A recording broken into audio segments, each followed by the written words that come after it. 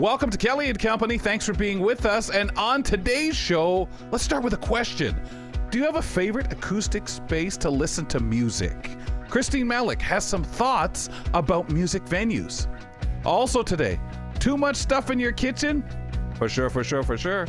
And nowhere necessarily to put it, right? Chef Mary Mammoliti shares 5 steps to get your kitchen back in order and working for you again. So as you're putting those 5 steps into play, be sure to keep listening into the show.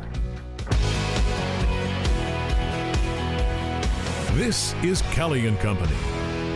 Kelly MacDonald here, host of the program, and you can, because somebody does amazing work out on Instagram and Twitter, follow us at Kelly and Co AMI. Oh, that's someone. She's right there. Nazreen Abdul-Majid. Yes, the clearing, the setting up. Any gossip out there today? Anyone slamming the show or telling us great things and how wonderful it is, or no? Oh, so many people telling us how wonderful it is. If there's anybody bashing us, we're gonna have a chat. Would you tell us about that, or would you just forget it? The rules of playing out on social media, I would. Don't lend yourself to that. I have to gossip, so I feel like I would tell you guys if there was somebody bashing us. So good news so far, nobody bashing us. There's got to be like a kind of cutoff, like things you would or would not share. Yeah. Like they're just things you just won't do. Like, I mean, AMI obviously has been doing its social media thing for a while, whether it's Facebook and getting responses for different stuff. You know, like when our shows were left the TV in September and early October, there were some comments and stuff like that, which we appreciate those of us who handle the shows because we're glad that you would like them. But there's always that decorum you got to use. But we really appreciated the spirit of what people were saying with, hey, where'd they go? But you're right. It does depend on what comments we get, if I would share or not. So if they talk about your fedora, I would keep it to myself. Really? But if it's something else, but hold on. That indicates that they might say something bad about the fedora. No, I don't think they'd say anything bad. They'd say, "Thank God he wears them." Sure. Right? Whatever helps you sleep at night. Well, there's no shine then. I don't have a lot of hair up there. There's no shine. If I take the fedora off, people are watching going, those who can see, right? That it could be problematic. No, you're right. Everybody's loving the fedora, Kelly. It's part of you. Yep. It's part of your identity now. That's right. Eventually they'll say, can you get rid of everything below the fedora? Like, take that off the air. Leave the fedora on by itself, but come on, everything below, go away. Speaking of art and gossip, here comes Christine Malec in. You got any gossip for us too before we drum you off the show too? I have a cheesy joke I've been dying to use. So I'm holding up now an Easter egg that I was regifted, chocolate. You can hear the crunchy package. So somebody compliment me. One of you, please compliment me on the egg. Just it doesn't matter what. Amazing. Just say, absolutely. Thank you. Amazing. I laid it myself. Oh, I've been dying to use that. Dying.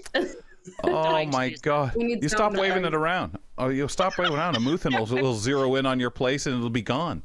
I set it aside. It's all done now.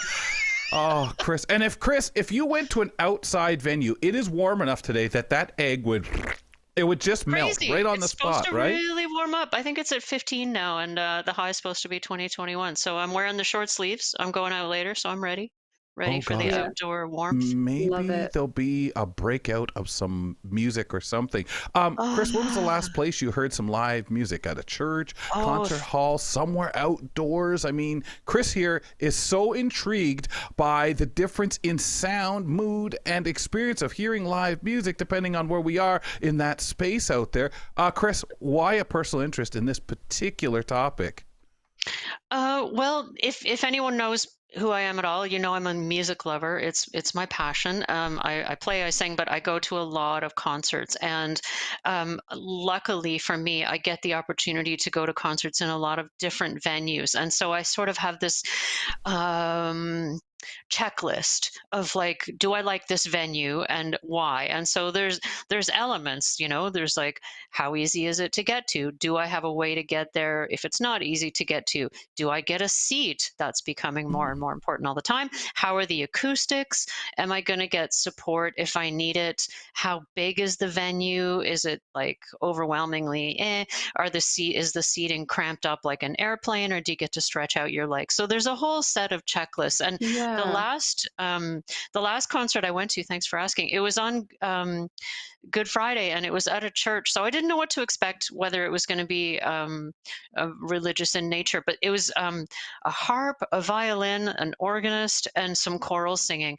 Gorgeous. It was so beautiful. So there's the church, like seating, not so comfy. You're in a wooden pew, Mm-hmm. but the acoustics are amazing. It's nice and small, and I could get there by transit. So it checked, most of the boxes. Not the most comfortable seat, but that's These, yeah, yeah. but you bring up really important factors. I think seating is one of the most important things that people question. Would you pay extra just to be closer? Is that Yeah, important to you?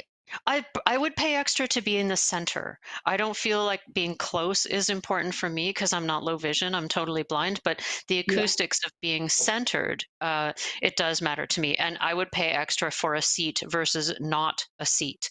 And this is it's an interesting access need, because if you're going to a venue that's mostly stand up, there's an anchor issue. Like if I'm just standing around in a bopping crowd, how safe am I? So that's sort of become my request. My access yeah, request is, may I and my party have seats, because it's important for us to have an anchor, and that usually works. So if the venue is not a yeah, seating venue, that's usually an effective way to approach that. But when you live in an urban center, like, big cities are smelly, dense, and complicated, but they also give you lots of choices. And so there's lots of different venues, and I've been sort of also lucky to be able to experiment with venues outside the city. So last week I went to see Jim Cuddy in Markham, and it was this nice little theater, and there were seats, and it was a lovely. The acoustics were good, and so there it checked all the boxes except location. But luckily I have friends with cars. But I've also, my partner's blind, and we have definitely gone on music.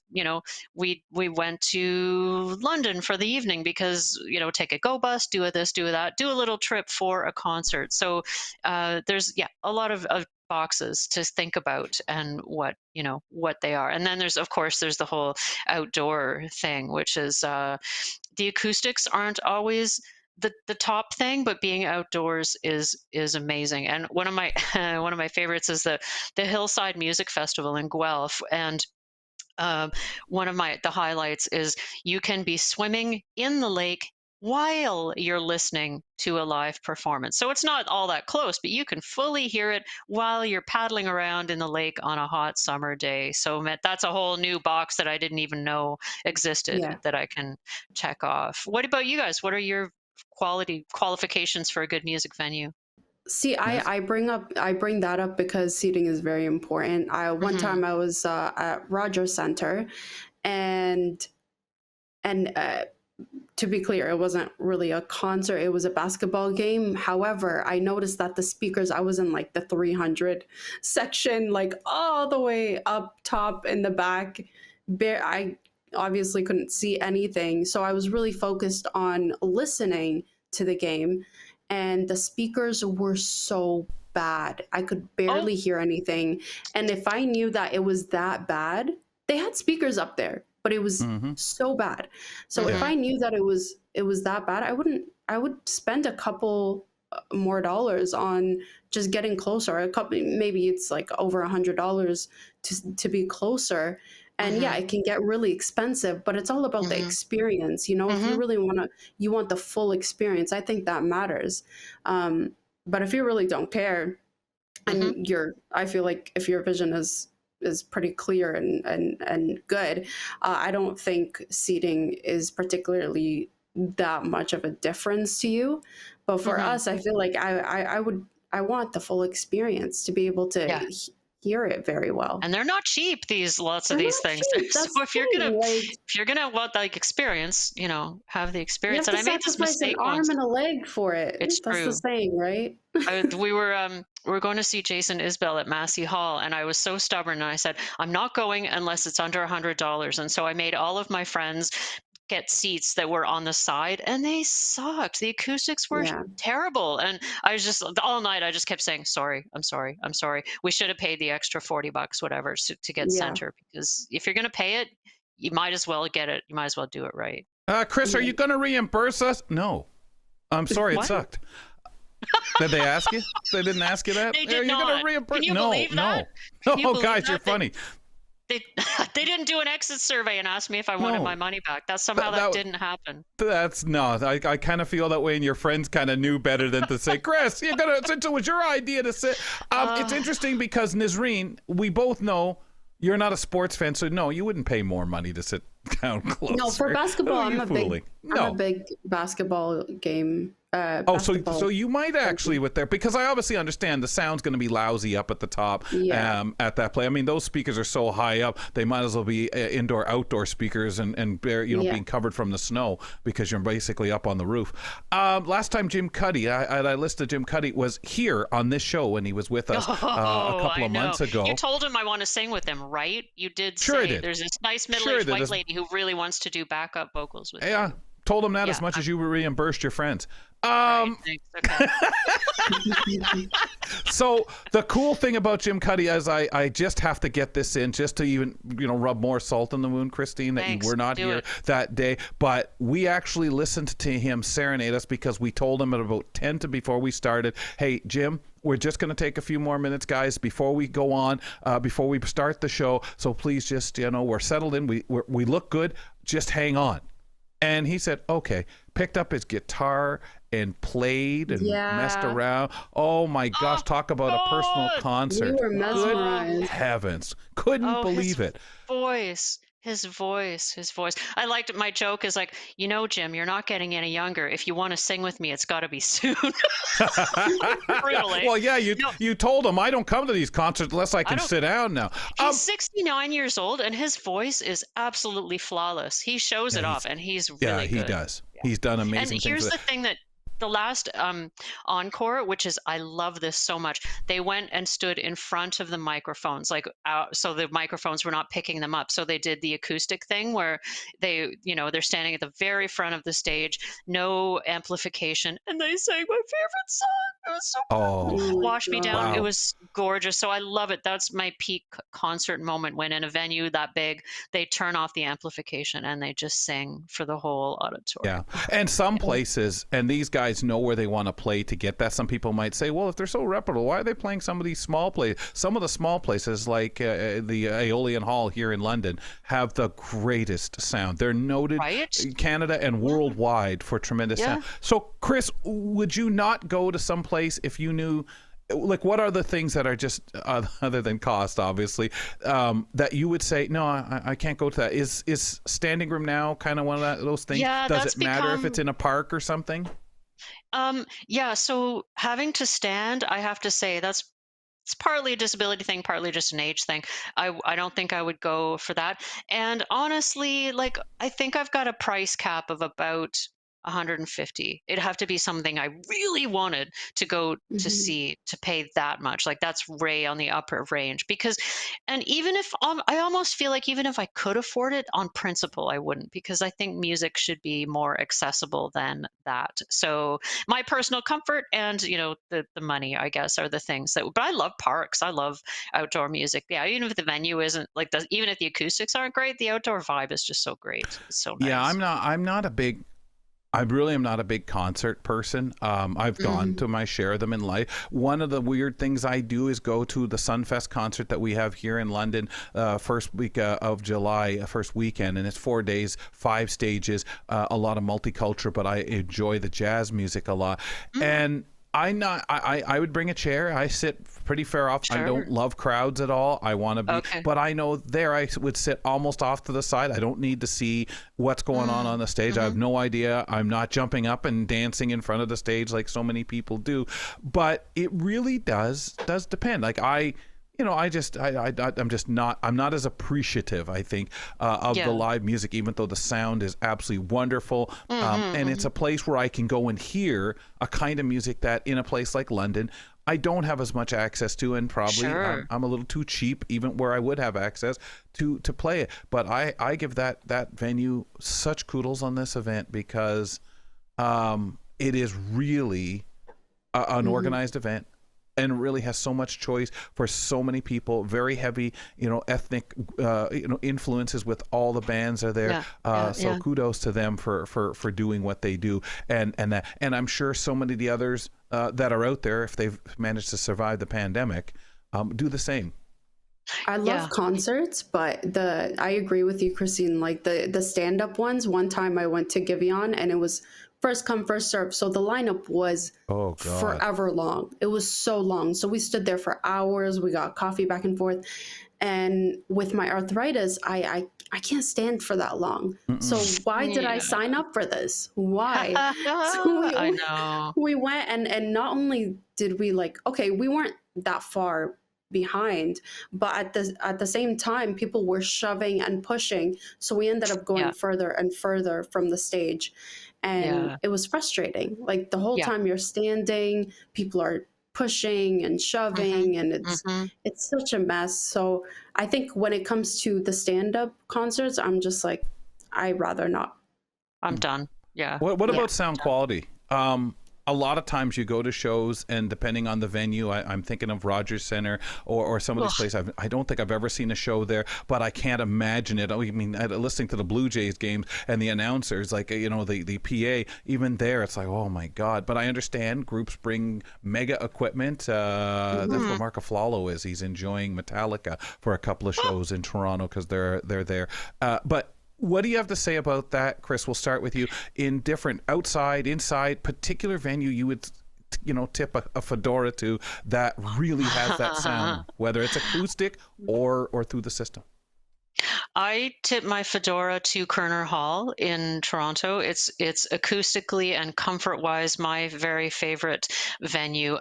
One thing that can perpetually confuses me is that so many venues, the vocals are not loud enough. They get buried in the instruments, and I never understand what the mixer is thinking. But one thing a trend that have really mixed feelings about is when the musicians are mic'd wirelessly and they leave the stage and start wandering around the venue. So in theory, I love this, but in practice, I don't, because when you're blind, they could be like 3 seats away and you might not even singing know it to you, and you don't even know, and they think you're some snob because they don't know you're blind. You're not even looking at them. I'm singing at you. Right. And so my favorite exception to this rule is Lemon Bucket Orchestra. They are a Toronto-based bash. They're so much fun. There's like 11 of them. They do sort of klezmer-y, Eastern European, and they will leave the stage, but they don't mic themselves when they leave the stage. So I saw them at Hillside. They were standing on a picnic table like 10, 15 meters from me with like tubas and trumpets, and it was absolutely glorious. And so I get it that my sighted friends love it. Oh my God, he's up on the balcony now. And it's very impressive that they can move around and still play and sing. Hey, he left. He just got in a cab. Right? Still singing. The whole band. Still singing. The whole band has left the building, but they're still after their second song. Singing. Yeah. I find it interesting because when you talk about loud and the music and covering up singers, I stop then, of course, like we did last time, and think, why is that? And I laugh because I'll hear this with sports games where the sound, watching it on the TV, the crowd sound is louder than the announcers practically. Yeah. And I'm thinking, what is this? But I always wonder, well, can sighted people see enough to, I mean, obviously they're fans, they probably know a lot of the songs, but they actually, just because they can kind of see the read the lips if you want, but even that's a distance. I'd have to ask somebody with enough sight who liked concerts, do you notice that it's burying the singers, or are you more going by what you know and what you read? No, my sighted friends tend to agree with me that the vocals are often buried in the mix, which is weird because most of the artists I go see are singers. Like they're, it's a band, but that's what their bread and butter is. The worst is when people sing along and it's louder than the singer themselves. See, that's a really interesting point. I did not pay over $150, $200 to hear the crowd sing. No. That is such an interesting point, because I know this is cheesy and goofy, but I feel the opposite, because to me, when people are singing together in a group, that energy is just transformative to me. It just takes me to another place. So I completely understand that. And I think about this, like, what if you were at a classical concert and you knew the melody line, you just start da da da da da da da da, like you would be kicked Yeah. out so fast. So it's about context too, but that's really a preference thing too, because people singing together because they know all the words and it's a love fest, that really Yeah. works for me. But I totally get it that it's not Yeah, what you I'm paid with for. Nasreen. I'm not paying to listen Oh to yeah, you, the okay. guy next to me, And some like some artists, dog howling in the wind. yeah. And some Fair. artists That's fair. really milk it and just step aside and let the crowd sing the Yeah. whole song. They go They get in their cab okay, and they it's leave nice too. to do a couple of words here and there, like they Yeah. pass the Yep. mic to the crowd and Mm. let them sing along, and then they go back. But when you're letting the crowd sing like a full Verse or chorus something. or the full Yeah. verse, like it's too much. It's really too much. That's like a stand-up Relax. comic that uses for his comedy heckling the audience for half of his show and just basing it on foolishness and making fun of people. And you go, "Where's Oh, your yeah, I've routine? seen Where's your so routine?" much. I've seen Awesome, that so Chris. much. I think it's a trend. Yeah, oh, Yeah. for sure. Well, and it's a trend that I wish would wear out. It's been there for years. Chris, thanks a lot. This has been beautiful. Thank Nice you. conversation. Appreciate it. Yeah, fun. So wherever you are, folks, there's a good chance that there's live music near you, and sometimes at the most unexpected venues can be that real cool place to enjoy it. So go ahead, do some research, and if you want to attend more shows, that's the way to do it. I have a question, Nasreen, and again, you answered it, but before we move on here, I kind of wondered, is that a DJ's thing? Do they, as a DJ, do you think you would more likely go to more concerts than the average person with your vast I taste of think music or the so. knowledge? Would you enjoy I it the think same, you think? Yeah, I would. And especially when I'm going to a concert for DJ specifically. Right. Yeah. I remember that I went to a concert to watch Wiz Khalifa, but the opening was two DJs and it was really hyped. I enjoyed that more than Wiz Khalifa's stage presence. So like it was, I think that's more likely, and I focus more on the sound. So I don't know, maybe it is a DJ's thing. Yeah, I wonder. I just got thinking, since DJs spend so much time in the clubs, the way you listen to music or deal with what's there and what you do, is a concert as interesting, or is it boring, or do you even darn well have the time with all Yeah. the work to get to any I of do them? got to So- tell you though, I do have to tell you that my dream is to go on tour all around the world and DJ for people.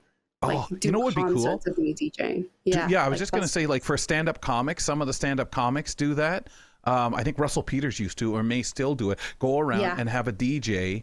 I remember him telling me this one time that, it's a great thing. Like, I remember he was going to Montreal, and, the DJ, was so much promotion of the DJ that would open for him. And I thought that was just so Wow. cool. We're looking for Wow. members of the disability community to join our AMI research panel. Our research panel guides us with every decision that we make here at AMI, including programming, media consumption, and accessibility. Participants are compensated for all long-form studies. For more information or how can you join, go to ami.ca/panel. We'd absolutely love to hear from you. Also, please, if you have questions, comments about the show, be nice. Not like those social media people, right? Email us at kellyco@ami.ca and give us a call. We'd love to hear your voice. 1-866-509-4545. Anytime you have a moment, want to drop us a line, be a part of the show, maybe that way, give us a call. From April 2nd to the 19th this year, Theatre Passe Muraille in Toronto held the world premiere of The Little Prince, a physical theater adaptation led by visionary deaf artist and storyteller Landon Krentz. This show reimagines Antoine de Saint-Exupéry's beloved tale through a fusion of physical theater, visual vernacular, American Sign Language, vertical dance, and immersive projection design. This adaptation uses the power of movement and visual storytelling to capture the adventures and lessons on love, belonging, and the human spirit. Joining us now are Ralista Rodriguez, who plays Aviator, Queen, Archivist in the Ensemble, as well as ASL Interpreter Marcia Adolphe, to chat more about the show. Welcome to the show. How long have you been performing in theater and otherwise? Okay, I missed the Ensemble already. Our show did have its run until the 19th, and I wish everyone was here with me. There were 5 deaf cast, 5 deaf actors in the show. But for myself, are you talking about how many years, or when we were working on The Little Prince? How long we performed with The Little Prince, or how long I've been a performer? I mean, both. We want to know both. Okay, so we started with The Little Prince back February 24th. We had a rehearsal for about 6 weeks, and that led us to the show where we put in the costumes, the sound design, the video design. We all worked together to put together a wonderful production with projection as well. But I've been performing since 1981. Wow. That's great. And as a deaf person in theater, has this artistic journey been complicated for you? No, I wouldn't say. Acting is never complicated for me. But when you talk about being an actor, there's so many things that you can do. It opens your world up, and that's what being an actor is. So back in 1981, with my first acting gig, I was actually on stage alone. I did a performance of The Little Prince originally many, many years ago. And that was in Chicago. We actually got a scholarship. We got some funding, and we wanted to do The Little Prince. This lady that I worked with had a younger brother who had a snake. And so there were 2 of us, as well as a few hearing folks that worked with us. It was a big production with costumes. We borrowed costumes from a theater company. So they were real costumes, which we were very thankful for. We didn't actually get a big pay. We were able to get some funding together. But after that, I auditioned for a few other roles. For example, Children of the Lesser God, one of those Broadway productions. And so I was one of the understudies. After that Broadway production, we did a tour of Children of the Lesser God. So I was one of those people who was picked to go on tour. So that was over 22 years ago. And so that from The Little Prince led me to this production of The Little Prince. I'm much older now. I'm playing the Aviator again. Plus I play a few different characters in this version of the show, which was a big challenge that I enjoyed playing around with. I love this group of cast members. I want to say thank you to Theater Passe Muraille for allowing us to put together this production. It was an amazing experience. Oh, that's so great. I'm kind of curious because I've worked with blind and sighted people before in doing theatrical shows. I'm wondering if we can talk a little bit about the experience of working with the same kind of mix with deaf actors and quote able-bodied unquote actors. Okay, so I think those 2 things are very different. The group that I worked with, there weren't any hearing cast members. Interpreters just going to get clarification. Very good. I wondered that. Sorry, I'm talking about the difference between the first time I did the Little Prince. It was just me and someone playing the role of the snake, and there were only a few lines that were said to the characters. That was very different from the production I did this time around. That original production did have some spoken language. This one had no spoken language. It was visual vernacular, a part of deaf culture, American Sign Language. What we did was we made it accessible to anyone, both sighted, people who were not sighted, people who are deaf or hearing could have access to this production, which we were very proud of. Beautiful. That's really great. Okay. So then will you tell us a little bit more about the style of the show to give us a little bit of an idea and the feel, especially when you're playing it off to so many different people and being so inclusive?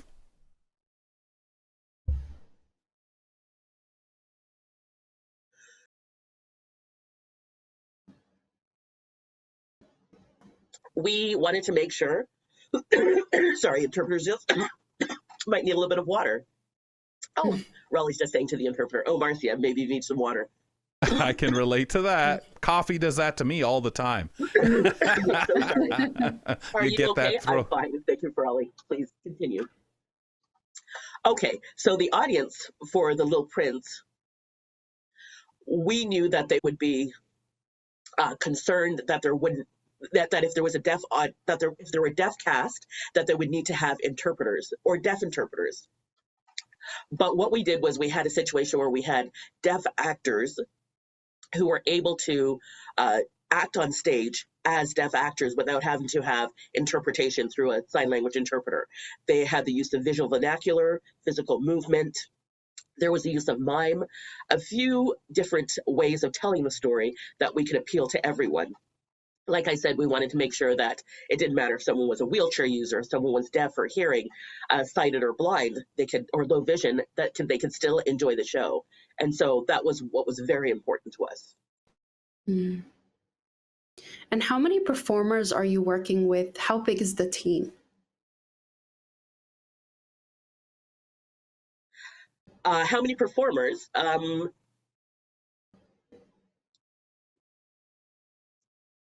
We had 5 actors in the cast,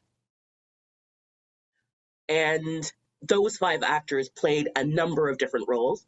There were a few actors who played the role of the crab assembly. We had an aviator. I was the aviator. We had the queen. I was also the archivist. We had doom scrollers. We had a narcissist planet. So yeah, we had 5 cast members. Wow. They were all on stage at different times, while Landon, the Little Prince himself, did a number of moves in his harness because he was doing some vertical dance. And so we incorporated the vertical dance with a few different characters. Landon, as a Little Prince, would take off and then land on different planets. And so we had the vertical dance that incorporated that. Yeah, speaking of Landon Krentz, he's a deaf artist from Calgary, the creator of this adaptation of The Little Prince. What's it like to work with him on this vision and to be part of the disability representation in a show? Landon definitely did a fantastic job with the adaptation and with the incorporation of the visual vernacular. I am a wheelchair user. I am deaf, but I also do use my legs and use a cane and walk on stage. And so we were able to, as deaf artists, use our physicality, including mime and visual vernacular. There was a little bit of American Sign Language, but it was mostly the use of mime, certain gestures that people would generally understand. And so Landon wanted to show, for example, we had a deaf planet as one of the planets the Little Prince visits. And so he wanted to represent what a deaf planet might look like as well in his adaptation. Wonderful. Can you give us the feel and tweaks in storytelling that come with merging various kinds of communication to bring together performers and the audience in a production like this? Okay, I think it's a little bit more basic. The history of deaf theater, it's where we have American Sign Language is used, but oftentimes young people are deprived of their language. They're not able to use American Sign Language. They may be ignored. They may be curious, but they're told that they can't use their language. And so the language itself, in general, incorporates visual vernacular, mime, some American Sign Language. That overall focuses on the language, which is very important. It shows what the language looks like, where a hearing audience may not be familiar with American Sign Language used by the deaf community. And so it invites the audience to be open-hearted and open-spirited in accessing this production.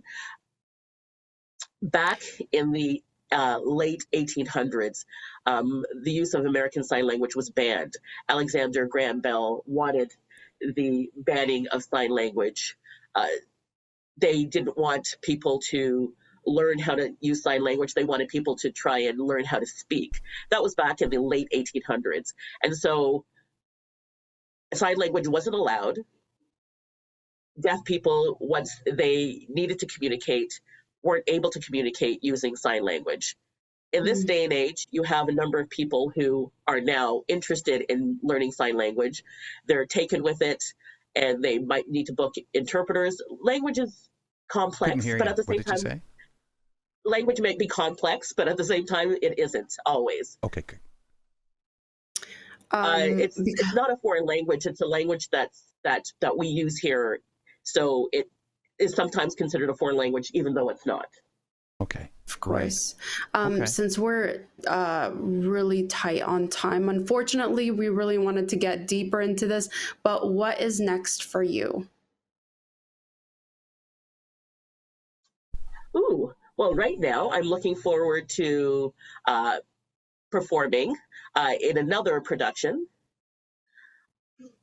I'm working on an adaptation for the Sound Off Festival in Edmonton, which is celebrating their 10-year anniversary next year. I'm part of a group called Deafy's Unique Time. That's our collective. And so we are putting together a production for the Sound Off Festival for next year. And so we hope to include American Sign Language and visual vernacular in that production as well. And so, yeah, I can't wait to get started on that. And yeah, I look forward to that rehearsal process and putting that together. So to let you know, you can come out to Edmonton to the Sound Off Festival next year. And yeah, it would be great to have a discussion when we're at that point. I love that. I love that. And we're really excited for your work. We want to squeeze one more question in because we don't want to get rid of you just yet. But The Little Prince is a familiar and popular story. Is there a favorite story of yours that you'd love to have adapted this way, perhaps perform in?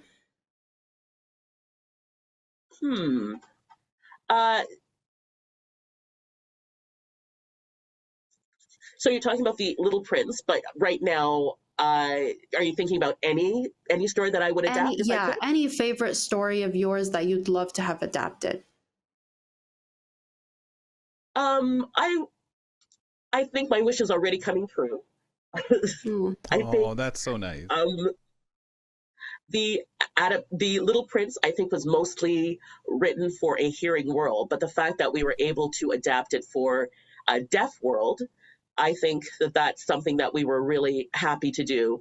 And that's why we adapted it. And we were given that opportunity instead of waiting for somebody else to write something for us, which isn't always going to happen. Taking the time to adapt something and taking that opportunity, I think, making a previous story even more special. Wonderful. Well, Thank you so much for being on the show with us. Well, thank you. Thank you for having me. Thank you so much. It's an honor.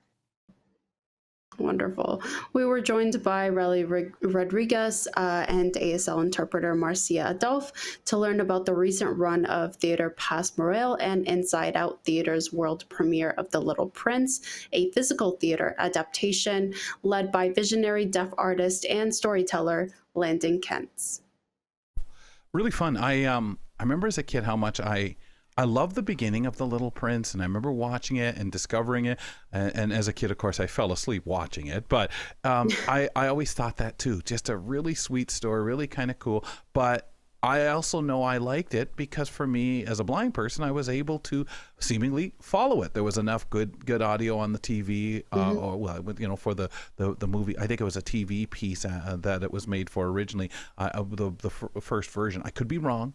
Maybe it was a movie somewhere in the theaters. I haven't checked that, to be honest. But yeah, it was great. So when we had the opportunity to talk about this, folks, it's a great opportunity to kind of figure out how things are done and understand that different way of doing things, which is what art is all about.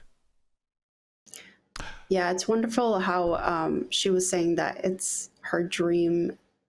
It's a dream come true for her right now, and it's so beautiful. I'm so happy that they made this into what it is right now. So it's beautifully well done. It's so interesting. Yeah, and the great opportunities that we're making and being so inclusive to everybody, and finding those ways is what I like. You know, I know so much of my life is, well, will they make it so that I can follow it? Will they? And now we're having productions where how can we be inclusive to those who can hear or who can't, you know, can see. I love it. I love it. Folks, remember to check out our podcast from your platform of choice, and maybe while you're in there, give us a rating and review. While you're at it too, go to YouTube. Subscribe to our YouTube page. That would be awesome if you'd do that. Lots of great content placed out there. If your kitchen feels a little more cluttered than functional, then you're not alone out there. Culinary expert Mary Mammoliti is here with 5 simple steps to bring back order and flow. Hey, Mary, welcome back to the show. You know, we've had these conversations, Mary, on the show in different forms with you, with Leanne, about, hey, if you're not using something, just get rid of it. But a lot of time we just don't even know what to get rid of. So what is your advice to start us on doing a clear out?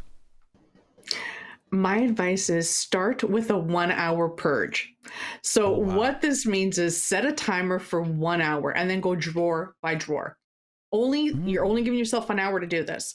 And the reason why is because it can always feel so daunting, and it can get you all stressed out, and there's no need for it. So move on to, like you said, toss anything that's broken, chipped, toss it out. If you haven't used it in over a year, get rid of it. Donate it if it's in good condition. Be honest with duplicates. So this is where we all get stuck. We feel like, okay, we have it. It's in great condition. We got to hang on to it. Well, yes and no. So if you've got 3 pairs of peelers, for example, choose your favorite and then donate the others, is what I say. Like, I mean, in my kitchen, I've only got 2. And I've got 2 peelers because one is a handheld straight blade and the other is a Y peeler. And I use them for different things. So that's what's always in my kitchen. The handheld straight blade, it's flexible, it swivels, but it's great for round produce because you can go one continuous motion all the way around the vegetable. Yeah. Whereas I use my Y peeler, I use it more for straighter vegetables, I would say, like carrots, cucumbers. So think of it as another item, right? Like they're 2 different items doing 2 different things, even though they're a peeler. Exactly. Okay. Okay, so that's done. Once we've cleared out a bit of space, how do we decide where things should go? You store by zones. So what this means is make a coffee, right? Make a coffee or tea station. And I'm not talking about go full out. It includes maybe sugar, mugs, right? Coffee pods. Well, Nisreen does that for show, though, as if she's sitting there making a YouTube video of herself doing coffee and, hi, everybody. Yeah, I figured that. It's like what you did when you were 6 or 7. Niz never grew out of it. Yes. I love it. That's my favorite. I love it. It's fun to do, but what I'm talking like Mary about, playing if you have cooking the space, I did do that as a kid. I really did. And it stayed my with easy you. bake oven. I know I did. I loved it because I found, and I don't know, Mary, at the time, you know, things were different for you at that circumstance, but I actually found cooking shows when I was a kid so accessible to follow. Really was interesting. Yeah, because there was so much description. Oh, see, I love that. I love hearing that because it really does. You do have to use a lot of description when you cook. And it's fun. I learned a lot at 4 or 5 years old. Enough that my mother would say, listen, that's enough. Get out of the kitchen. Stop telling me how to make this. Okay. Next, utensils. Those should be in the drawer nearest to the prep area. So wherever you prep your food, keep your utensils handy. And when I was talking about storing, it's great to have that area, the coffee station or the tea station. But if you don't have the space and you've got a shelf just above your coffee or tea or kettle or your coffee machine, just put everything there. So it's easy to access and you have everything in one place. What about drinking glasses? Drinking glasses, those might even be best stored either near a refrigerator or a sink, right? Yeah. So keep those near there. Dishes should be close to either a dishwasher or a drying rack so they can easily dry, put away. Right. For me, when things live close to where you use them, it just makes things run smoother for me. Reachable, reachable, usable, and you also remember where the darn things are. And when it comes to drinking glasses, Nisreen's got to get used to them anyway because coffee is going to be too expensive for us, and we're going to have to quit our habit. Right, Jordan? He's awake to that now. He's like, what? What? No way. No way. Mayor, what do we do if there's more stuff than storage. This is a big issue. I know, you know, a lot of time in the kitchen, it almost seems to be a combination of how things should go, what way, where you should be to do this, to do that. Kitchens seem like they have their own little secret on how you should manage them. Because for me, I want a lot more stuff. I have to admit, I want all the KitchenAid stuff you can possibly think of, the blenders, the mixers, whatever you call it. I want all the KitchenAid appliances. Yeah, exactly. I want to pretend like I'm in a cooking show when I cook. Yeah. But I don't have the space for it. I have a small kitchen. So what can we do? Or the need for it, really, right, Mayor? Like in all honesty.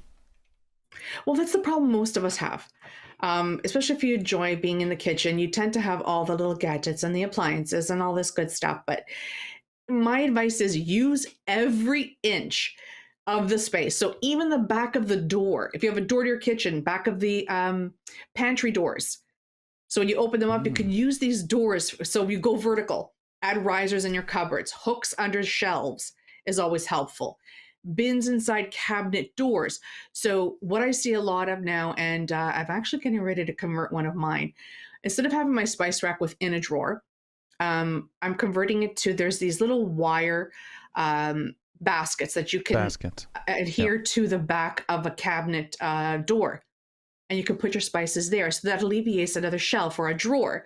So it's using any space you can and just doubling up on that space. Lazy Susans, they're not just for spices. Use them, right? Use them in your refrigerator, in your drawers, under the sink. Use them everywhere you can. What's the downside? Can we get too ridiculous and still not necessarily whether hoard food, whether bring things in and use them up in different ways? Like, I mean, even as a blind person, some of that stuff jutting out or whatever, how much of it are you bumping, knocking over, whipping a door open, and you know, like, is there a negative to this? And if so, how would you get around it? Okay, so the only negative I could see is if you don't pay attention to what you're doing. For example, if I'm putting a shelf, like I mentioned about those spice racks behind the door, for the first couple of times, I'm going to forget that it's there. And I will probably tap into it or bump it with my arm. But after that, you know it's there because you're going to keep on using it. And it's a daily thing. So I use my spices daily. So I'm constantly going to this one pantry door and I'll know that it's there. But everything that I'm mentioning is actually tucked away in the cabinets. So they're not out on your counter. Using risers. Risers is a great way because if you're using plates, you've got your dinner plates and then maybe you've got these side small salad plates. You can put the salad plate above the dinner plates on this riser, and the riser is the width of the plate and the length of the plate. So there's nothing falling off of it. Yeah. So this way, when you're shopping, this is what you look for, are items that are the same width of your plate when you're using risers. Something that's non-slip is always handy. If it does slip and you're going for that wire riser, which I don't recommend, but if you do happen to have it and it's a little slippery, use a shelf liner on that riser, and this way it'll prevent the plates or anything from sliding off. Okay. Yeah. I gotta tell you, I have shelf liners all over the place because I hate when I get, they're so helpful. I hate when I get any like stickiness or the flour just kind of, you know, spills or whatever. It's super helpful when it comes to that. Let's talk countertops. How do we stop them from becoming clutter magnets?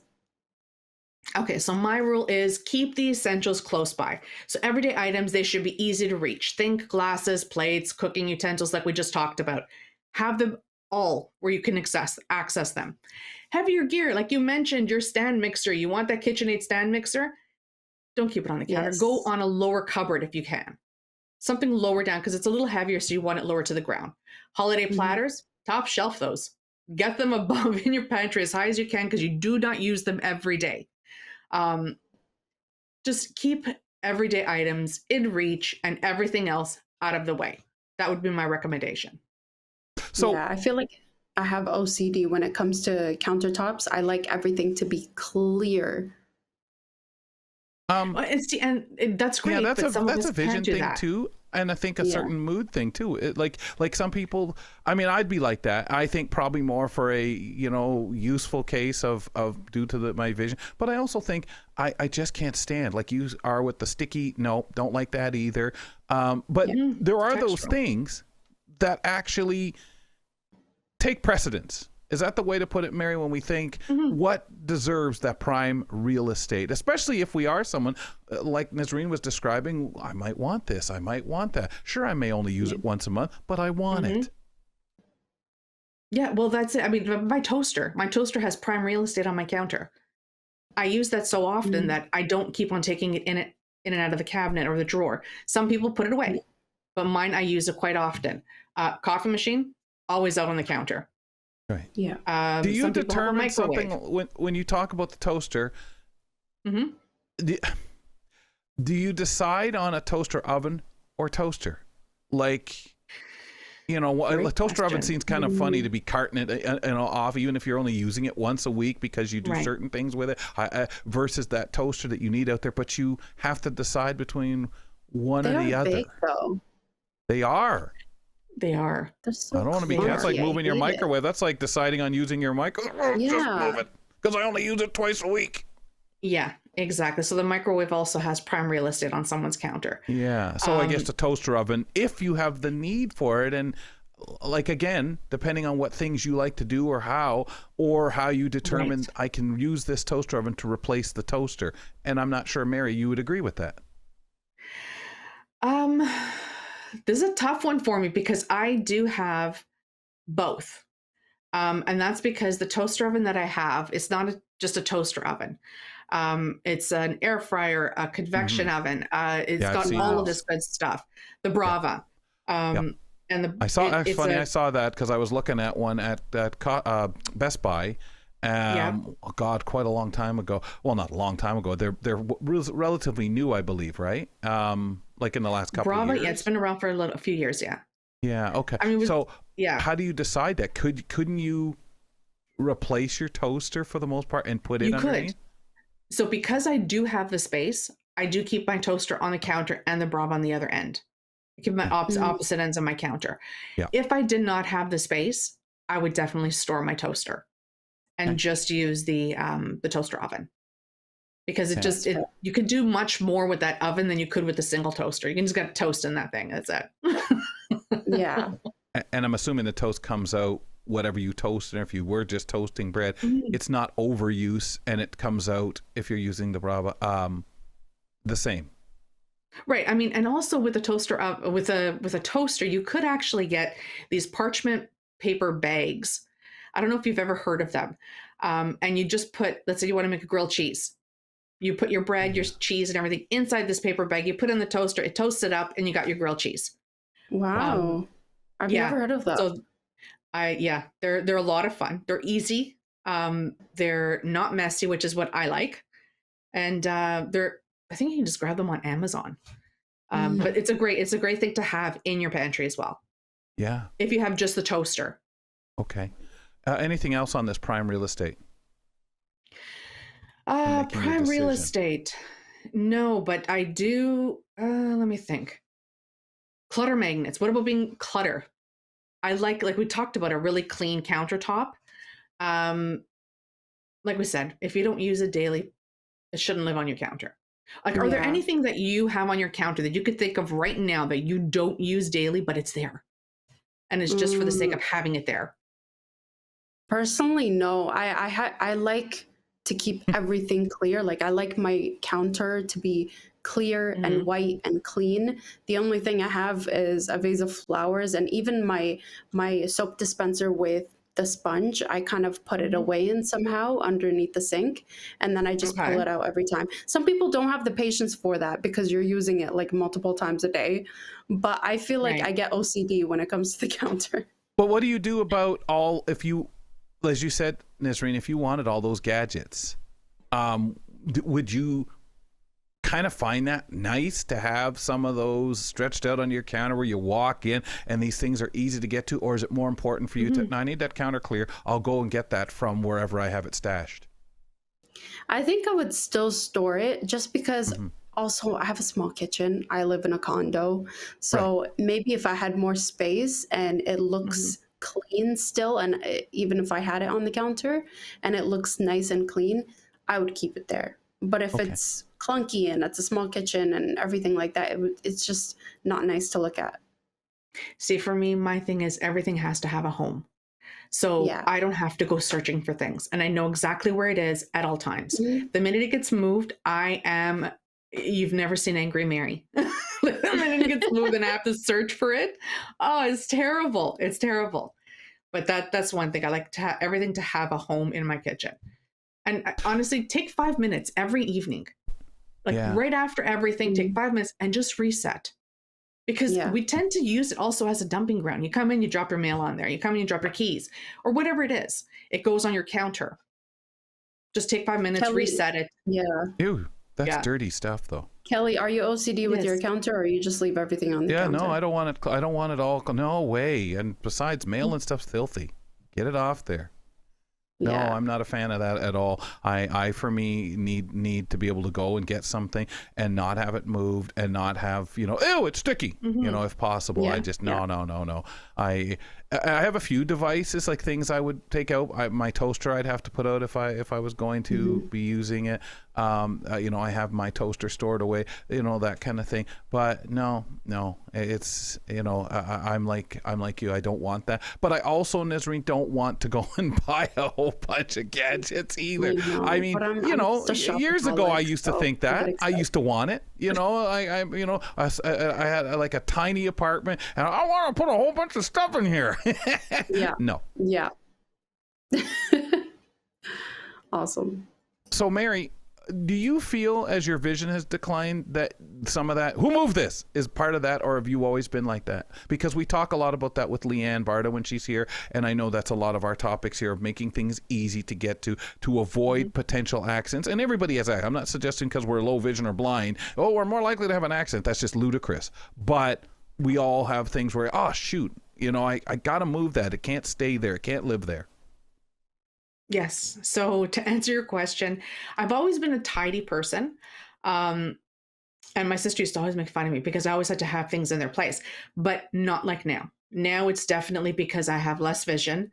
And it's more of a safety thing for me and to keep my sanity. So I don't have to, it's like finding times when you're looking for salt or for peppers and it's just not where it's supposed to be. And it's like, I'm taking up so much time to find this. And I know we've talked about this, like when you drop something on the floor, but it's the same thing. But keeping a tidy space has a lot to do with, a lot more now to do with my vision, with less vision. So, all right. So definitely. Mayor, thanks a lot. Thank you. Mary Mammoliti joining us on the show with these 5 steps that your kitchen just doesn't get tighter. It starts working for you again when you apply these.